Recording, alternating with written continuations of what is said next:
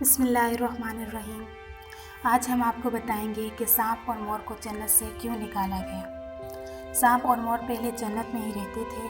اس واقعے کو پوری طرح سمجھنے کے لیے اس واقعے کو پورا سننا ضروری ہے۔ شیطان جب مردود لعنتی ہو گیا تو اس نے حضرت آدم علیہ السلام کو جنت میں سجدہ کرنے سے انکار کر دیا اور اللہ تعالیٰ نے شیطان کو جنت سے بے دخل کر دیا۔ جنت میں کھانے پینے اور گھومنے پھرنے کو بہت کچھ تھا، لیکن تنہا اکیلے ہونے کی وجہ سے حضرت آدم علیہ السلام اداس رہنے لگے۔ پھر اللہ تعالیٰ نے حضرت آدم علیہ السلام کی بائیں پسلی سے بی بی حوا کو پیدا کیا۔ اس طرح وہ دونوں ایک دوسرے کا ساتھ پا کر جنت میں خوشی خوشی رہنے لگے۔ اللہ تعالیٰ نے فرمایا، تم دونوں جنت میں جو چاہو کھاؤ پیو گھومو پھرو، لیکن خبردار اس درخت کے پاس مت جانا اور اس کا پھل مت کھانا، ورنہ تم ظالموں میں سے ہو جاؤ گے۔ جنت میں سانپ اور مور بھی رہتے تھے۔ وہ دونوں جنت سے باہر آیا جایا کرتے تھے۔ اس وقت سانپ کے پیر بھی تھے اور سانپ کے منہ سے عبرت کی بہت ہی اچھی خوشبو بھی آتی تھی، اور مور جتنا ابھی خوبصورت ہے وہ اس سے بھی کہیں زیادہ اس وقت خوبصورت تھا جب وہ جنت میں تھا، اور مور کے پاؤں بھی اس وقت بہت ہی زیادہ خوبصورت تھے۔ ایک دن جب دونوں جنت سے باہر آئے تو ان کی ملاقات شیطان سے ہوئی۔ شیطان نے ان دونوں سے کہا، مجھے بھی اپنے ساتھ جنت لے چلو۔ ان دونوں نے کہا، ہمیں اللہ تعالیٰ کا خوف ہے اور ہم تمہیں جنت نہیں لے جا سکتے، کوئی دیکھ لے گا۔ اس پر شیطان نے انہیں اپنی دوستی کا واسطہ دیا کہ ہم جنت میں ساتھ رہے ہیں، مجھے جنت میں لے چلو۔ اس پر سانپ نے شیطان کو مشورہ دیا کہ تم سانپ بن جاؤ اور مور تمہیں نگل لے گا اور تمہیں جنت میں لے جا کر اگل دے گا، اس طرح کوئی تمہیں دیکھ نہیں سکے گا۔ شیطان فوراً سانپ بن گیا اور مور نے اسے نگل لیا اور جنت میں لے جا کر اگل دیا۔ اس طرح شیطان جنت میں داخل ہونے میں کامیاب ہو گیا۔ شیطان نے جنت میں حضرت آدم علیہ السلام اور بی بی حوا سے ملاقات کی اور کہا، میں تمہارا خیر خواہ ہوں، تم نے جنت میں ابھی تک اس پھل کو کیوں نہیں کھایا؟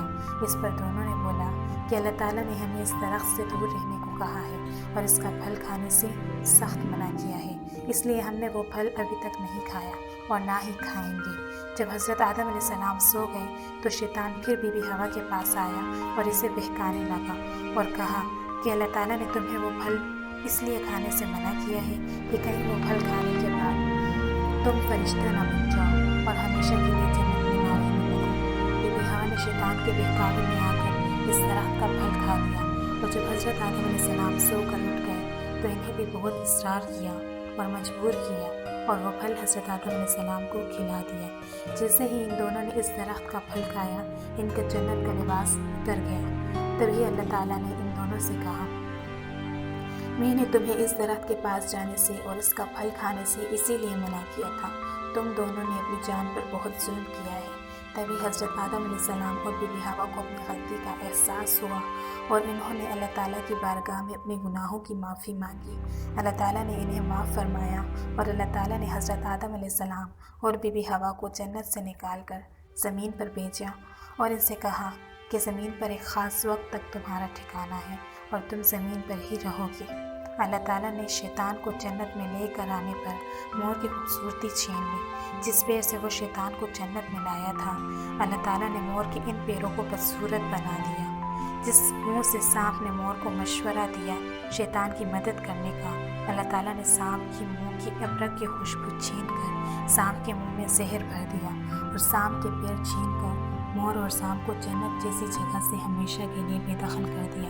اسی لیے آج بھی مور اپنے پروں کو دیکھ کر خوش ہوتا ہے، لیکن جب یہ اپنے پیروں کو دیکھتا ہے تو روتا ہے۔ نہ ہی سانپ اور مور شیطان کو جنت میں لے جاتے، نہ ہی اللہ تعالیٰ سانپ اور مور کو جنت سے بے دخل کرتا، اور نہ ہی حضرت آدم علیہ السلام اور بی بی حوا وہ پھل کھاتے جس کے بارے میں اللہ تعالیٰ نے انہیں منع کیا تھا، اور نہ ہی حضرت آدم علیہ السلام اور بی بی حوا جنت سے بے دخل